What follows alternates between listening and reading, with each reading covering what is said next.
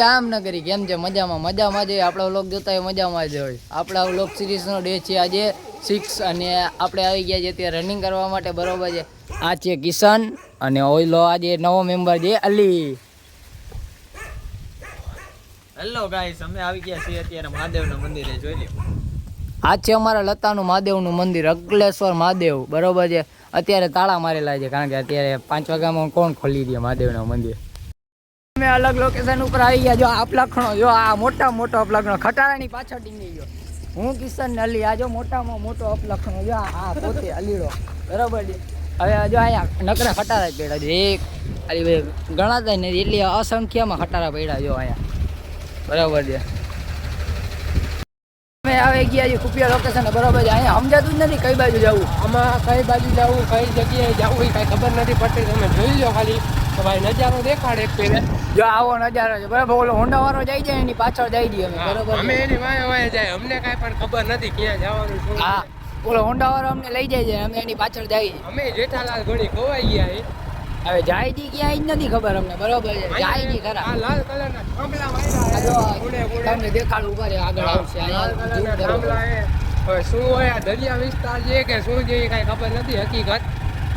તો તમે કોમેન્ટમાં જણાવો આ ક્યાંનું લોકેશન હે. હા, જામનગર વાસીઓને ખાસ સૂચના કે આ લોકેશન ક્યાંનું છે એ અમને જણાવી દો, બરોબર છે.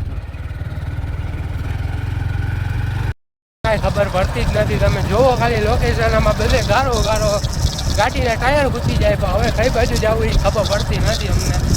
તો કોમેન્ટ કરી નાખો તો અમે બહાર નીકળી ગયો કા. આમાં કઈ ખબર તો પડતી નથી કઈ બાજુ જવું.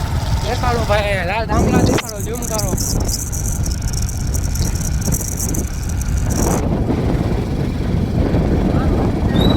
હવે અમારે કઈ બાજુ જવું એ નથી ખબર પડતી. હવે લાલ થાંભલા ઈશારે જઈએ. હવે અમે ત્યાં પોગી અહીંયા. હવે ઠાકર જાણે. તો અમે જો લાલ થાંભલા હે, આના ઈશારે અમે જઈએ. હવે આનું શું રીઝન છે, આના ઈશારે હાલવાનું કે શું રીઝન છે એ કાંઈ ખબર નથી હકીકતમાં. તો હવે બહાર નીકળીને અમે તમને મળી જડે તો ભલે, બાકી આખી રાત રહેવું જોશે અમારે. ઓ ભાઈ, આ લાલ થાંભલા હે. હવે અમે આના ઈશારે હાલતા હતા.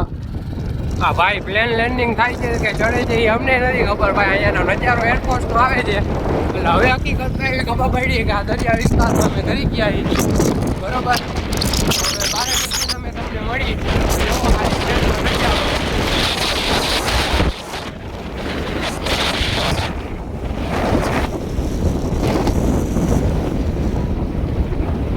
માથે દિયો ભાઈ.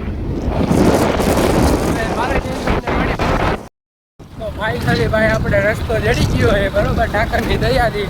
તો સાગરભાઈ તમારો શું રિસ્પોન્સ છે કઈ દી અત્યારે? અહીંયા અમે 5 થી 10 મિનિટ કરી અમે રસ્તો ગોતતા હતા, બરોબર. હવે માંડ રસ્તો મળ્યો છે, બરોબર. તમે અમે દેખાડો રસ્તો અમને મળી ગયો. જોઈ લો, આપણે રસ્તે ચડી ગયા એ, બરોબર. માંડ રસ્તો જડ્યો છે હવે તો. તો આ બધી તમારી દયાથી, ઠાકરની દયાથી રસ્તો જડ્યો છે, બરોબર. તો આપણો બ્લોગ જોવાની મજા આવી હોય તો લાઈક, કોમેન્ટ ને સબસ્ક્રાઈબ કરી નાખજો, બરોબર. તો સાગરભાઈ વાંધો નહીં, હાલો સાગરભાઈ તમારે શું કહેવાનું છે બોલો. કોમેન્ટમાં લખી નાખજો જય ઠાકર ધણી, બરોબર છે. અને કોમેન્ટ જેટલી બને એટલી કરજો, લાઈક કરજો, શેર કરજો, સબસ્ક્રાઈબ કરજો. અમે બ્લોગ હમણાં જ બનાવવાનું ચાલુ કર્યું. અમને બ્લોગ બનાવતા નથી આવતું, હવે અમે શીખી ગયા કેમ બ્લોગ બનાવવું. અમારી પાછળ જો અમે રેન્જ રોવર કહી જઈએ, જો દેખાડો. તો ભાઈ લાઈક, કોમેન્ટ ને શેર ને સબસ્ક્રાઈબ કરી નાખજો. બીજું શું, આવો નવો સપોર્ટ દેખાડતા રહેજો. બ્લોગ જોવાની મજા આવી હોય તો આવા નવા લોકેશન તમને દેખાડતા રહેશું અમે.